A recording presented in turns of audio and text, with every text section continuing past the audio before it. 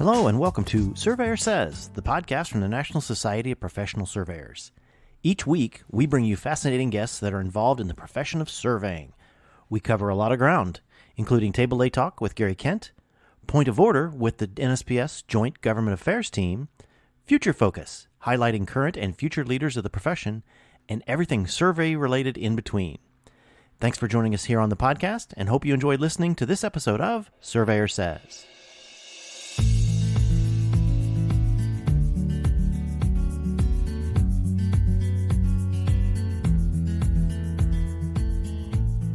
Hello and welcome to another episode of Surveyor Says. My name is Tim Burch, and I say it every flippin' week. These are some special guests. Well, yes, they are. There are actually two special guests because one has a storied history in the CST program. We'll get into that, and the other one, we'll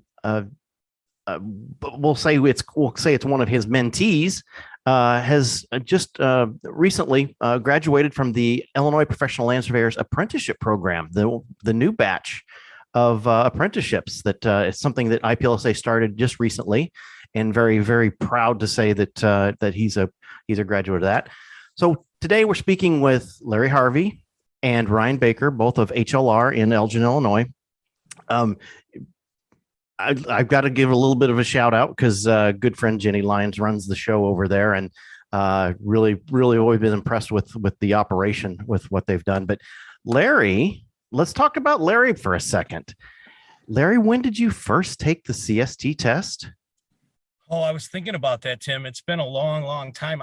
I want to say it was 2006, maybe 2007, something like that. I think it's been probably close to 15 years or more. Yes, that's what we show in our records, that you've been a CST for quite a long time, and you've been a big proponent of that. And HLR has been a big proponent of that, and TrigStar for quite a long time. So, thank you for your continued support and push on both of those programs.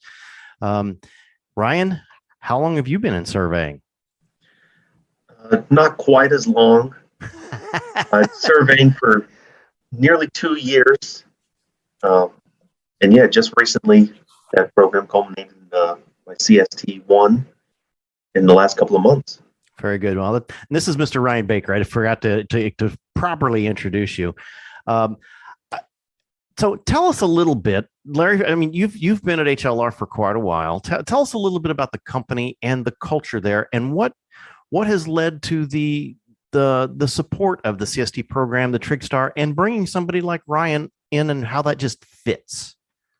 Well, you alluded to it. It really does. It goes back to the beginning when I came here. I've been here for 22 years in April. Dick Hampton, whose name is on the building, obviously, he was a land surveyor. The first CEO that I worked under was a land surveyor. Jenny Lyon was my department manager and is now the CEO. So, I mean, surveying runs deep at the company. Jenny has been involved with TrigStar, I think, since about, it's been about 11 years now or so. Yes, that sounds about right. Yep. So ever since I've worked here, her and I have been having conversations about survey and professional surveyors in general, and where does this go, and what is the market going to mean, and all that. And like I said, she put action to it by getting involved in TrigStar and trying to, in an attempt to start beating the bushes at the high school level, to just spread the word. Most of the stuff that I will say here tonight in terms of that are, essentially paraphrases from her. She's been a very strong advocate and pushing this since I've known her. Yeah, she sure has. She's a tremendous advocate for not just the programs, but for surveying overall. So, yeah, a little shout out to her as well. Yeah.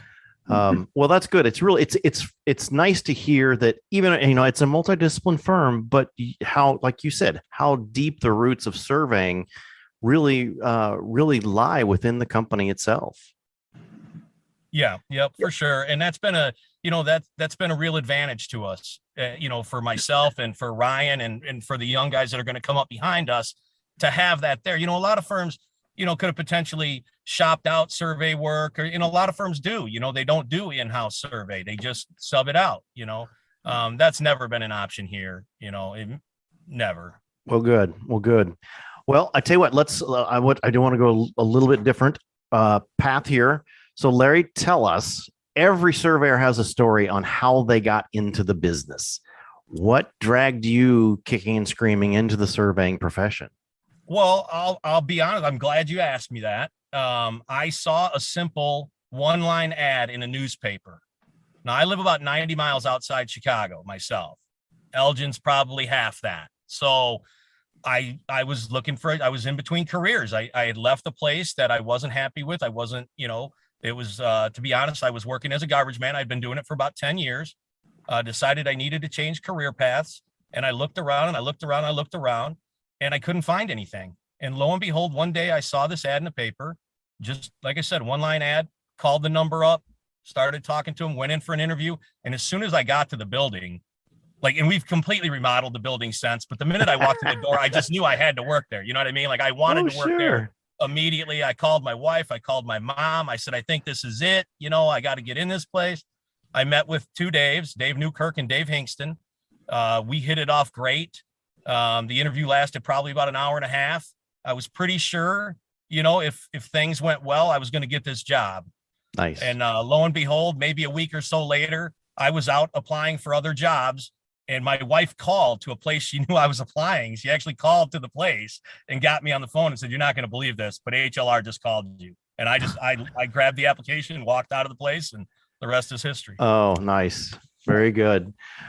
Well, Mr. Ryan, what got you into surveying? What's drawn you into this crazy profession of ours? Well, I originally went to college just because that's what you kind of are supposed to do. I was undecided originally, and then ended up getting a Bachelor of Arts in psychology and philosophy. And so that was fun. But then I was just working a couple of restaurant jobs after that and wanted to get something a little more concrete going. So I looked at the local community college just to see what programs were out there to potentially look into getting into. And I just stumbled upon surveying and the list of things that they've offered. And I just expected it to be a, program you take classes, and eventually, there might be some career prospects in that. And so, that was enough for me to inquire. Just the job description of being outside and working with your hands and your mind at the same time was attractive. But then the contact there, Corey Allred, the director of that program, told me about this IPLSA Surveyor Says program. And that's really what, I was sold of what it really was. It was getting you in the job, working, and getting your education going as well at the exact same time. And it just couldn't have been more perfect for me, because you really hit the ground running. You start in this job, and you're on your way to knowing what you're doing in a real career that has upward mobility. And HLR reached out to me. That just shows how involved they've been in that whole program. I looked into what they are all about on their website and just the people I was in communication with. It was just really a match made in heaven. And so I got hired and moved up, and that's really it. Well, that's good. That's good. Well, I guess that kind of leads to a question for both of you. And I in seeing how much of a role model and a mentor that Larry's been through all of this, how important is that culture? Is that having that work environment to where, and I guess a little shout out to Corey Allred, good friend of mine, and I love Corey to death, and I think he's such a great educator and such a great influence. So whatever you've experienced with him is not uncommon. I just love him to death. But to be able to come into that kind of an environment now with Larry and getting that getting that response and getting that mentorship that really goes along with learning a job. I mean, how important has that been? That's been huge. I mean, it's been a major thing there for getting me where I am and helping me get through the program. I had worked under a professional land surveyor for about a year on speed, and that was huge. Just a guy who knew everything and been doing it for forever, basically, and just really teaching you the ropes and getting me acclimated to the job. And Larry here has been huge, and the actual hands-on, he'll take the most simple, minute questions to bigger things, just how to be in life as a surveyor and be successful in that regard. That can't be understated. So I've been really lucky in that respect. That's been part of making this my entry into this profession so smooth, and just so removing any doubts I could possibly have at any time. Yeah, no, it's been great. Well, that's good. That's awesome to hear. Now, I guess, Larry, I want to go back to you for a second as far as you're now in the mentor role, but thinking back to those people that and you spoke very, very highly of Jenny and Dave Hinkston and others. How important was it that they made you feel like you were part of the team and that they were helping bring your career along? I mean, how critical was that to your personal and career growth? Oh, it was, I can't stress enough how important it was for Jenny, really, in particular. As Dave is the CEO, I didn't have as much interaction with him as I did with my department manager. So with Jenny just giving the support, and encouraging, and I would say I would stop short of insisting, but saying, look, you can do this, Yes. Just all you got to do is do it, that was huge, but another thing that happened for me along the way, that was equally important for other people that are listening to this that may think, well, I'm not that guy, or I'm not that gal. I came from working at the garbage company. Not that there's anything wrong with that at all, but that's as blue collar as it gets. And I came into a place where everybody had a college degree hanging on the wall. I didn't have a college degree hanging on the wall, but I got put with a guy, John Fortmiller, who is probably still to this day, when I think about hunting right away, I always think of the same thing. Before I give up on it, I ask myself, would John come and find it? Because if I think there's a chance that John would come and find it, guess what? I'm not done yet. So, I had to run across other people along the way. And there was another guy here at the time, and I had to kind of figure out a way to slot myself in here. And that's where the CST program came in. I eyed up a couple of guys that had 15 years plus experience, most of it at HLR. And I said, how can I get my way in either ahead of these guys or in the middle of these guys or even adjacent to these guys, and the CST program was tailor-made for that. That's exactly how I put my stamp on it, Exactly. Well, you've made the perfect segue into that. My next question was, all right, at what point did you find the CST program, and what was it about it that really spoke to you that you took it, you've stayed with it, and you've embraced it to pass it on to us, the youngsters like Ryan? I mean, what really impassioned you even that much more about the profession that the CST really led that out of you?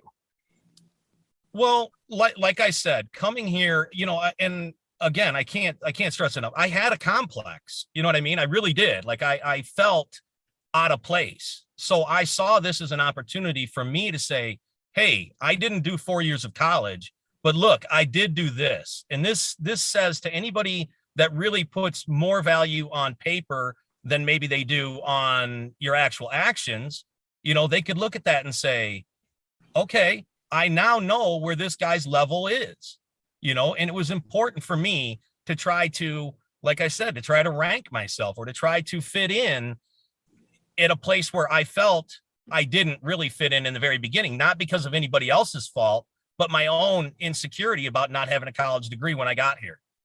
And I said, how can I do this? And the CST program was one way I could do it on paper. And then I could just go out there and try to outwork, myself every other day. That's all you can do, is just try to be the best version of yourself. And it's worked out. You bet.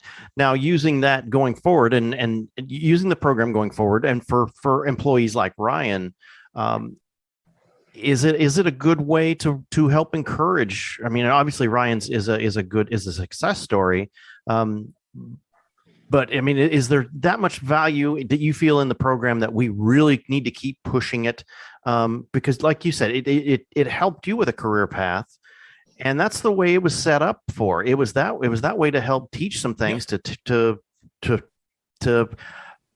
basically test on what you know, certify to what you know, and that way you've got something that you hang on the wall and say, yeah, I'm a CST level 3. I know what I know, and that it's a little bit of an earned respect.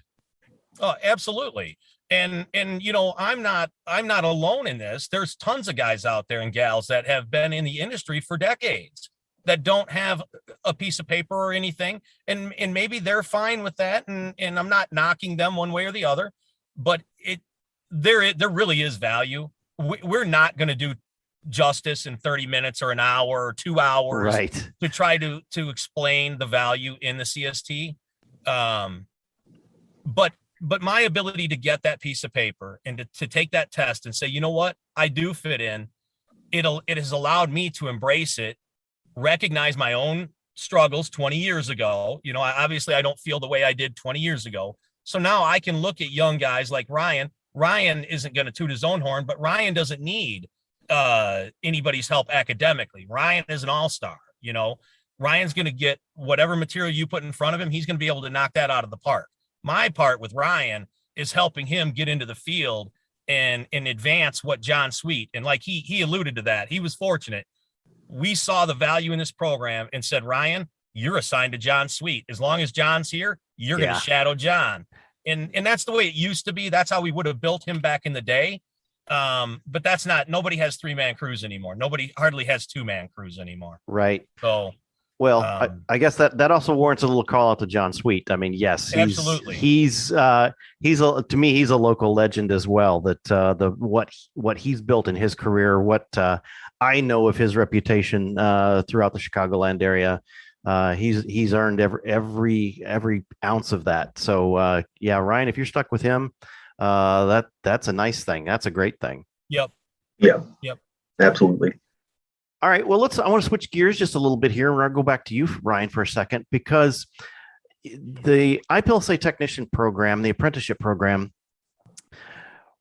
one of the things that, unfortunately, it came out at a fantastic time with this little thing we call the pandemic. And the fact that, that it was trying to, that it was trying to recruit new young employees at a really, really crazy time. Can you speak to a little bit about the program itself? Because I don't think until somebody really jumps into it and can really can help explain and appreciate what Corey and that whole group of educators put together for this program, how much is really there? How much substance is there for a future? I mean, yeah, it's huge.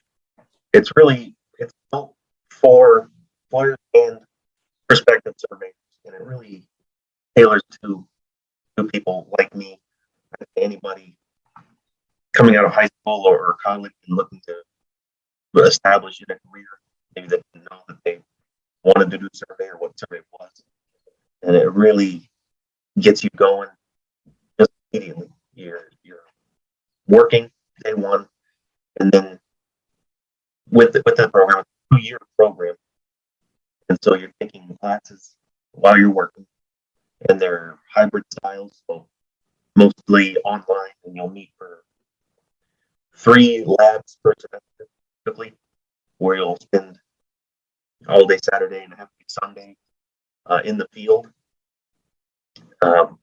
either at Parkland or, it's a little bit by ear for us, Right. finding everybody to get the whole thing going. So we ended up being fully ed, but with a company called Geotech.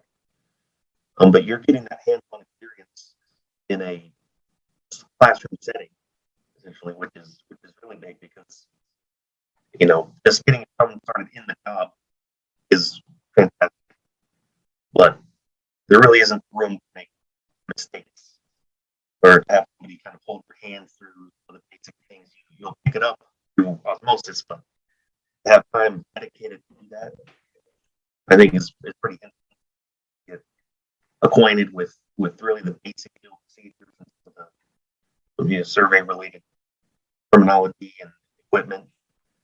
And so you really get that in an educational aspect. Well, very good. Very good. Like I said, what Corey and Todd Horton's built down there as far as the overall program with the 24-hour land surveying program and now the apprenticeship program, and the obviously the backing and the support of IPLSA. A little shout out to them and Kim Robinson and her staff for pushing this along.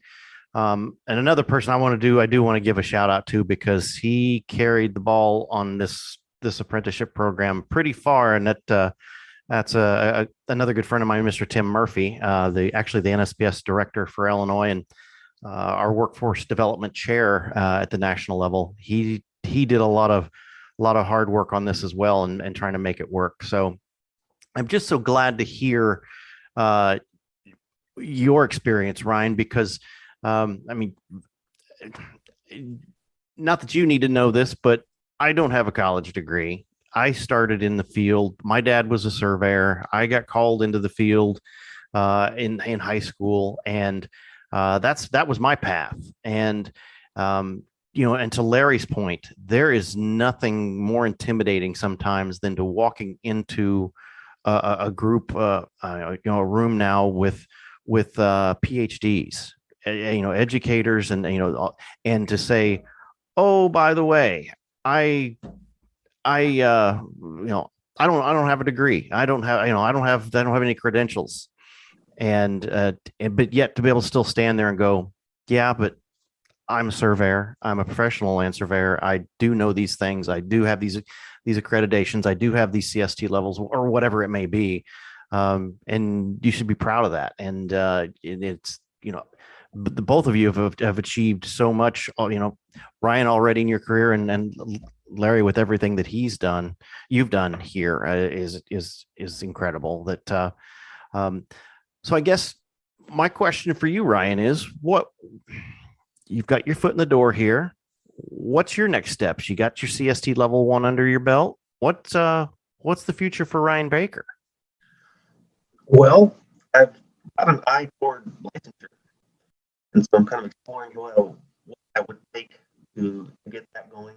I've got a little bit of college experience that'll play into satisfying all the prerequisites that are necessary to take those exams and get started on that path. So that's pretty exciting. It's a little daunting to look at, how long all that takes, but it's an exciting prospect that a couple of years ago just wasn't on my radar at all. Oh, exactly. And the funny thing is, I think Larry will probably attest to this too, how fast the time goes. Oh. Poof, how many years has gone by? Oh, okay. So I'm going to switch it. I need to switch gears back to you, Mr. Larry, then.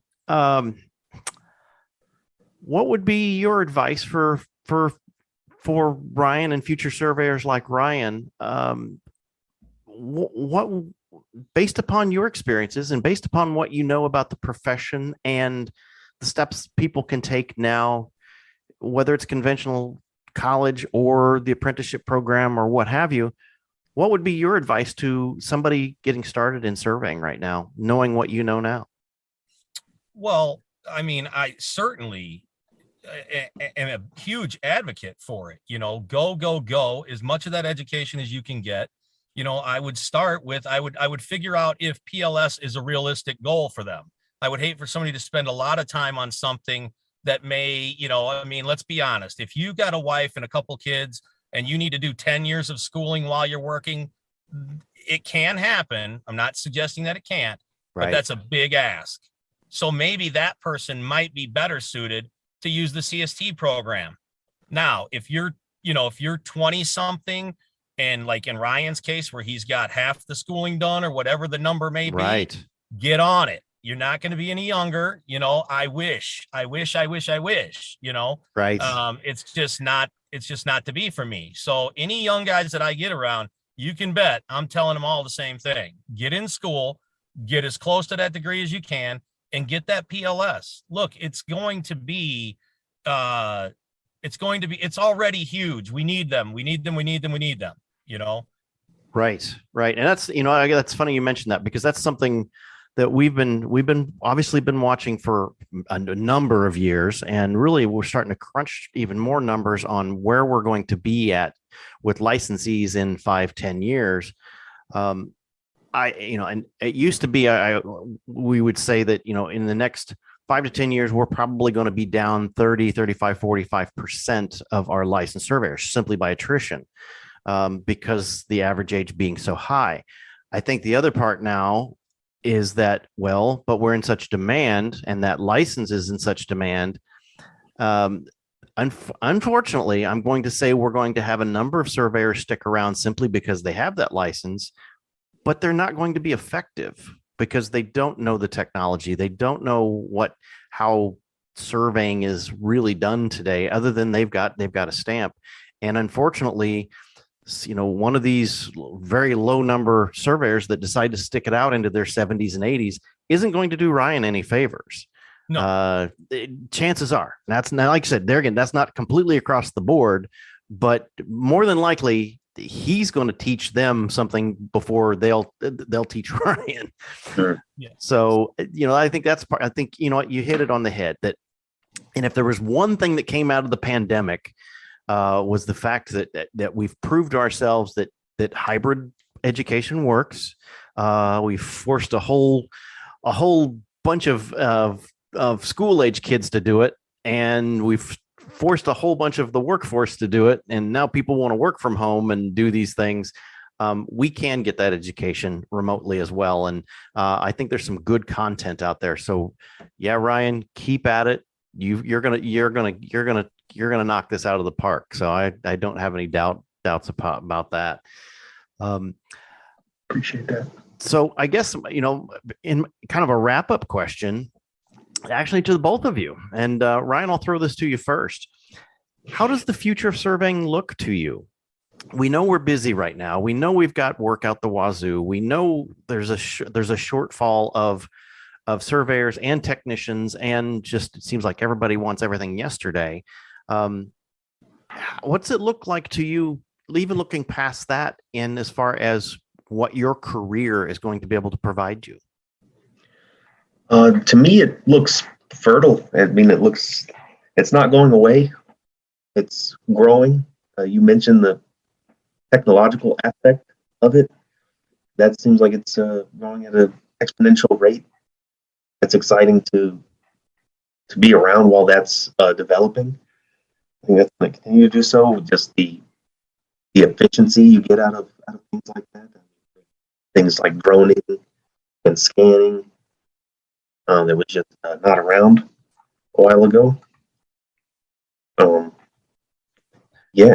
a little ripped up a little bit there.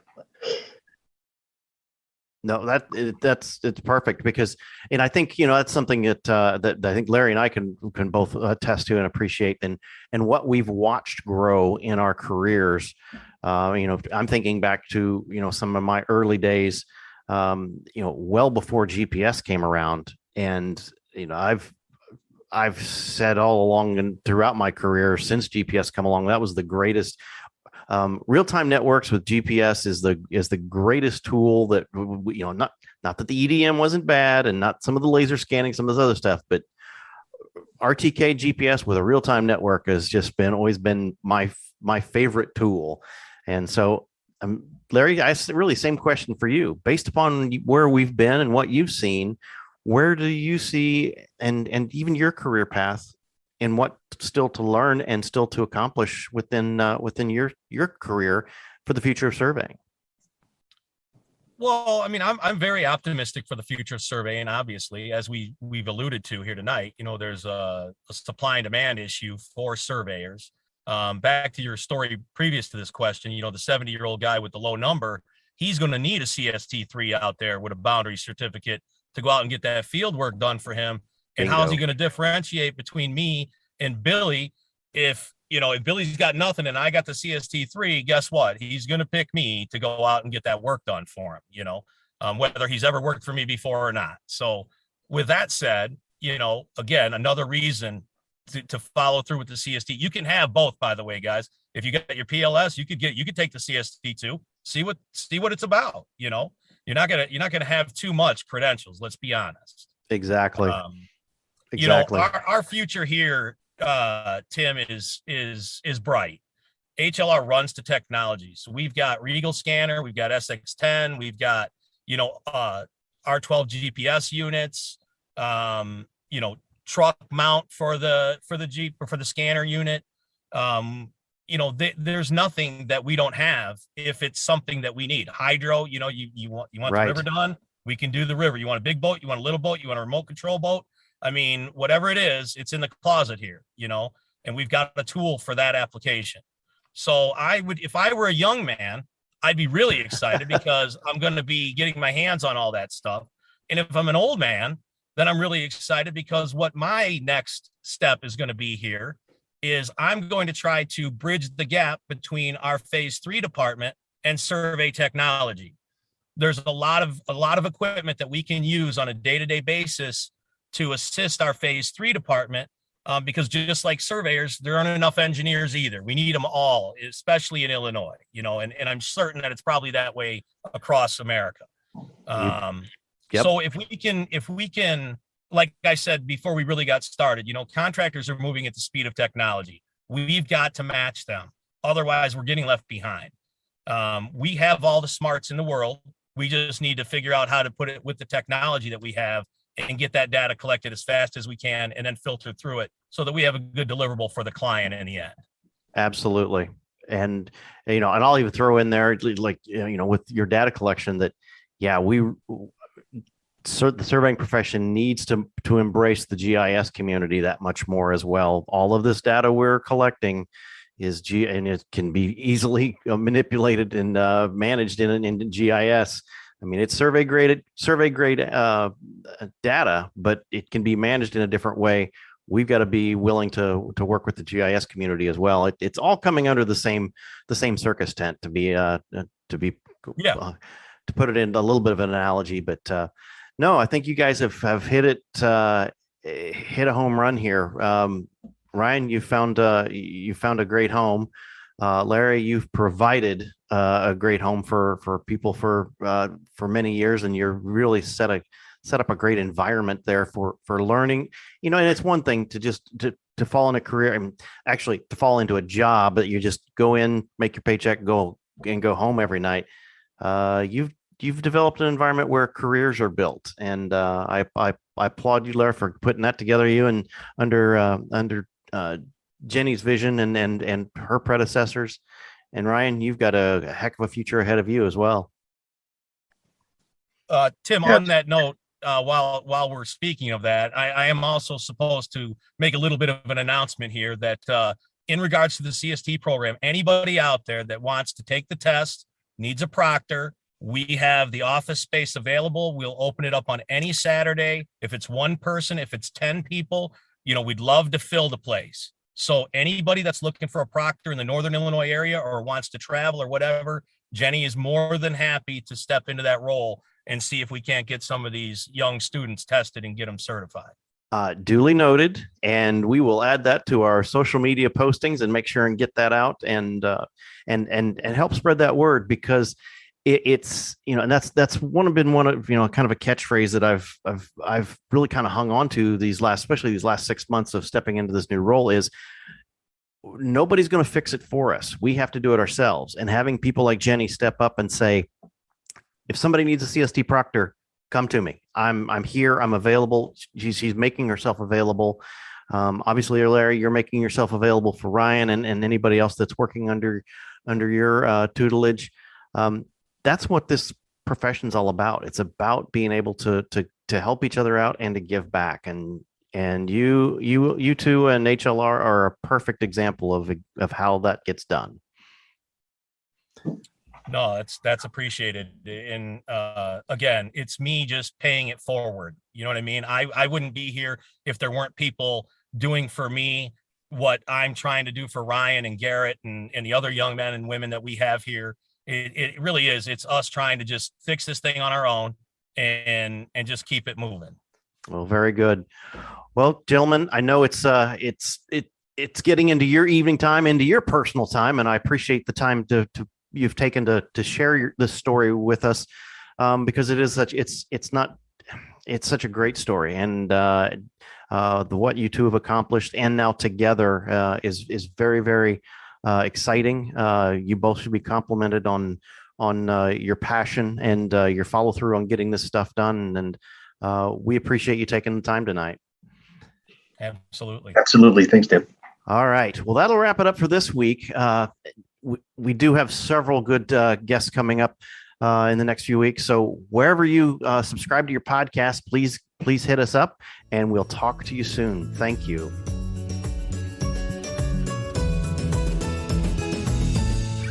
You've been listening to the Surveyor Says podcast, brought to you by the National Society of Professional Surveyors. If you have any questions about today's episode or any other topic, please email us at info@nsps.us.com, and we are here to help.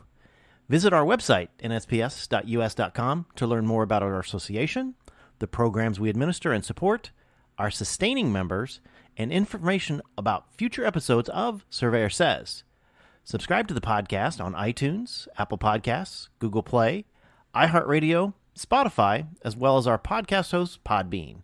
And remember, it's a great day to be a surveyor.